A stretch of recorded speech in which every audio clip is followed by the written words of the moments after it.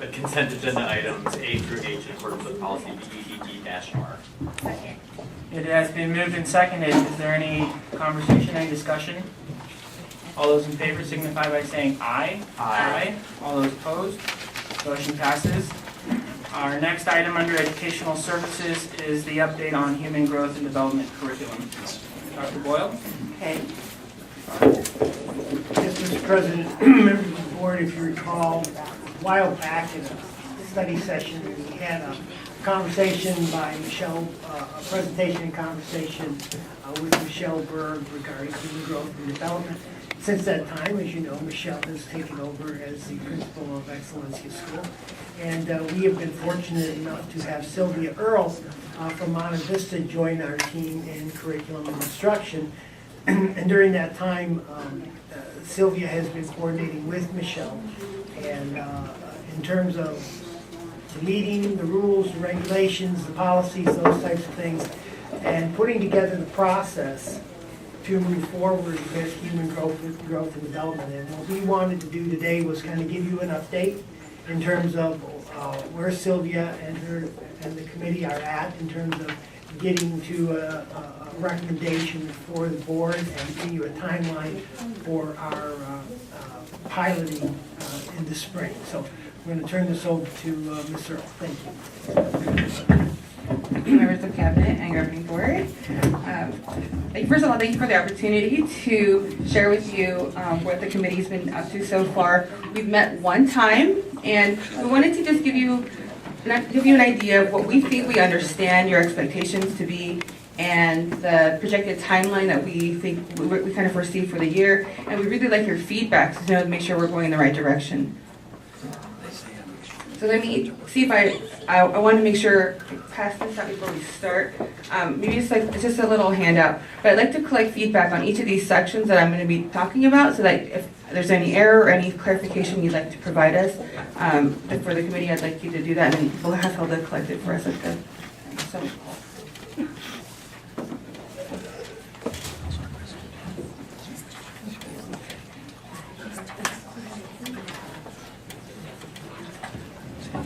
So the committee consists of 13 people already. We have many teachers, and we have a few parents and a school nurse. And the teachers are from all over the district, and they are multiple grade levels and different subjects, including a PE teacher, a reading interventionist. We've got quite a few teachers on the committee right now.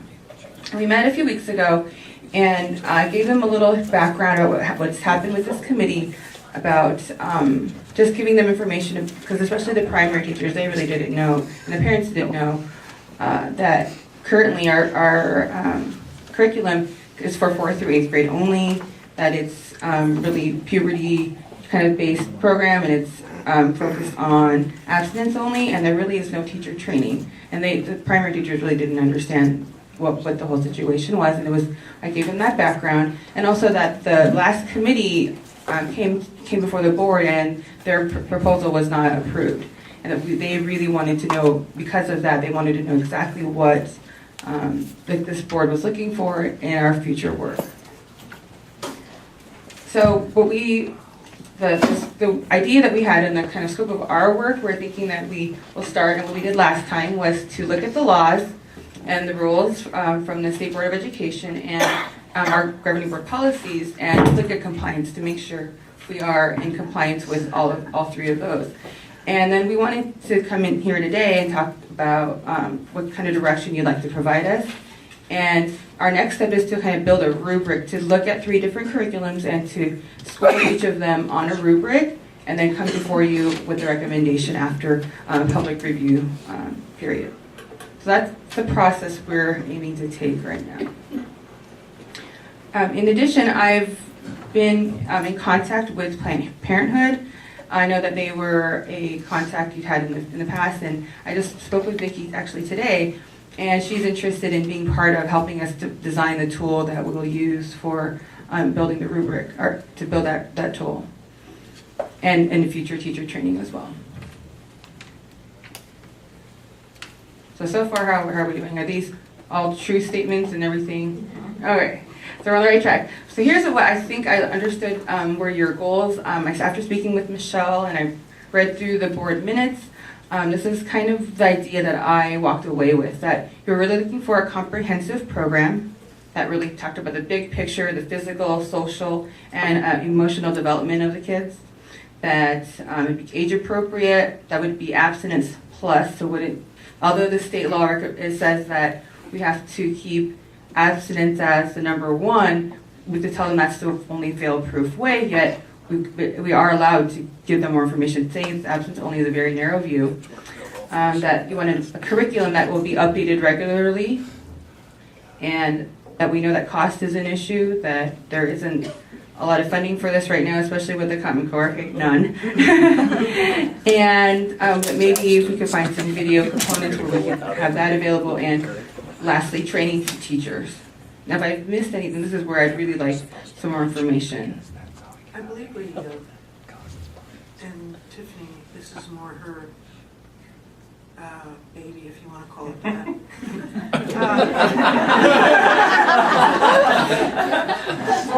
But I believe we had someone at our study session from Planned Parenthood, and she presented quite a few different programs to us, like 3 or 4. And they would be at no cost, and so that was also very appealing to the board in these fiscal dire times. Yes. And so the ones that we're looking at will be the ones that she and the state have also looked at, the state committee as well. And some of those programs overlap, correct? Are the same programs? The one that I don't know what you mean by overlap exactly. The Are you talking about Flash? Flash. Yes, they Well, there's the one. they both recommend Flash. Yes, Yes. that's correct. There were a few that were on one list and not the other, but Flash is on both of them. So that'll definitely be on one of the 3 that we look at. Okay, thank you. So I'll move on to our timeline. Hope that's big enough on your screen.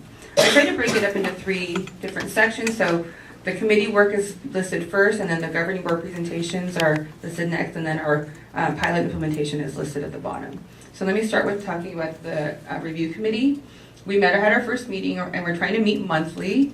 Our next meeting, we were going to look at the National Sexuality Education Standards that just came out in January, and the other tools to build that rubric that I was discussing. And we think we'll probably need up to through December to finish building that, because if we're meeting for 2 hours at a time, it may take us 2 sessions to finish that rubric.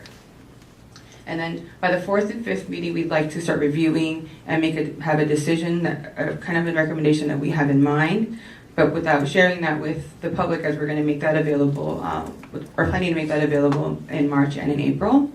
At the end of April, we'd like to reconvene and prepare our presentation and our recommendation.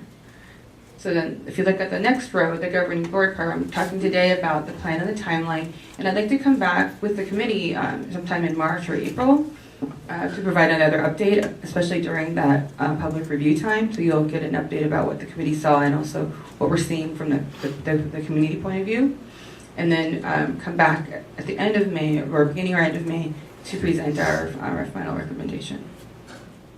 And the bottom row, so as you mentioned, the Planned Parenthood connection, I spoke with Vicki today, and we talked a lot about this pilot implementation, and she said that no matter what whatever curriculum we adopt, that they will support it, because her basis is good education on sexual health. And so she said that no matter what we end up with, she'd be willing to support us. Most of her experience is with Flash, but she would be happy to look at the other programs and help us with curriculum mapping. That's what I have listed there, that planning lessons and figuring out who will teach the lessons and when. Then coming in and training those trainers for each school or each group, and then eventually training some teachers in April to be able to implement maybe at least a few lessons with the 4th through 8th graders this year, just whichever one it is that we decide on. So those were our goals. Those few lessons this year, would that be part of the pilot program? Yes, just for the pilot. So it would start late spring? Yes. And then? It would just be after Ames, kind of. That's kind of what we were aiming for. So it gave us plenty of time to train teachers and finish our work, and also to decide on a curriculum that we wanted to pilot. Okay, thank you. I have a question, but I think it's more directed at you. If a parent does not want their child to have, in the old days it's called sex education, now it's different things. Parents They have have the the option. option, okay, do they have the option of opting out of the whole course? Yes. If they opt out of the whole course, what is developed for those children? I mean, I can understand if a parent doesn't want their child instructed on abstinence or other methods, et cetera.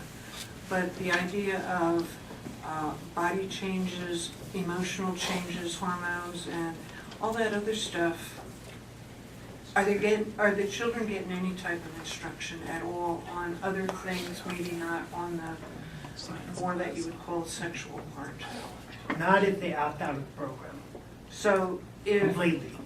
if they opt out of the can they opt out of certain classes? My guess is that they could. It's more of a management issue than anything else at the school site in doing that. So if my child, I don't want, if they opt out of the whole program, where would the child go? Study hall, gym? What would the child do while the rest of their class is in this course? I don't know that we've worked that out, but usually in the past, that's been left up to a site decision in terms of how they address those issues. In the past, we wasn't lots of students. So I don't know that we've actually had that discussion at this point in terms of how we will handle that, but we'll have to have that conversation with the principals. Okay.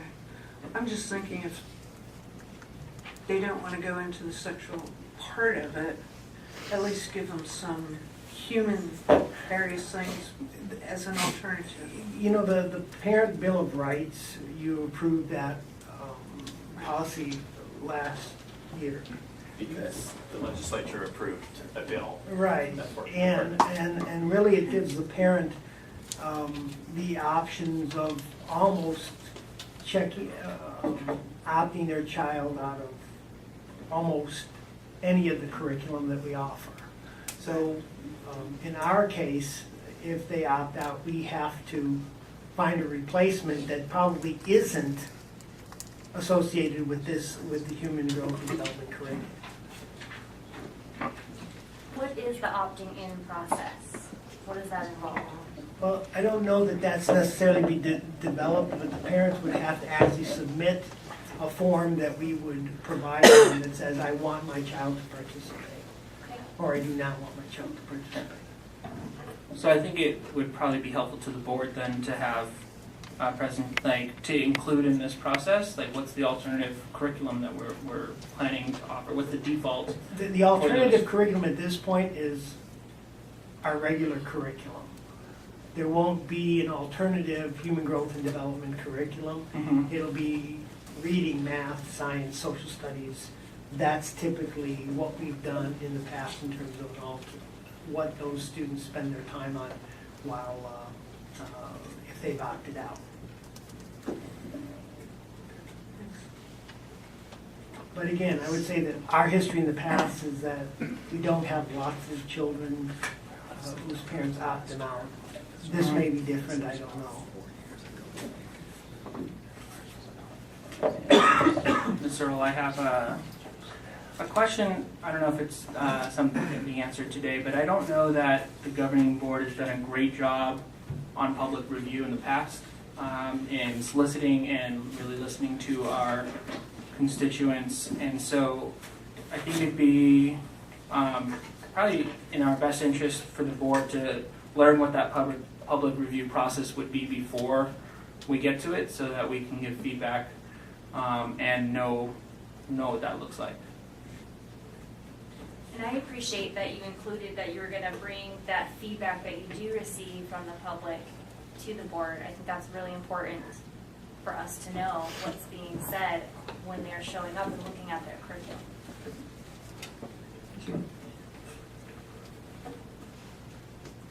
So are you suggesting that on the governing board part before March, you'd like us me to come back and give you another update, especially about the public review process?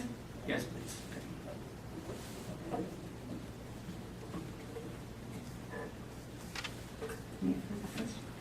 Any other questions? No? Thank you, Ms. Earl. All right, thank you.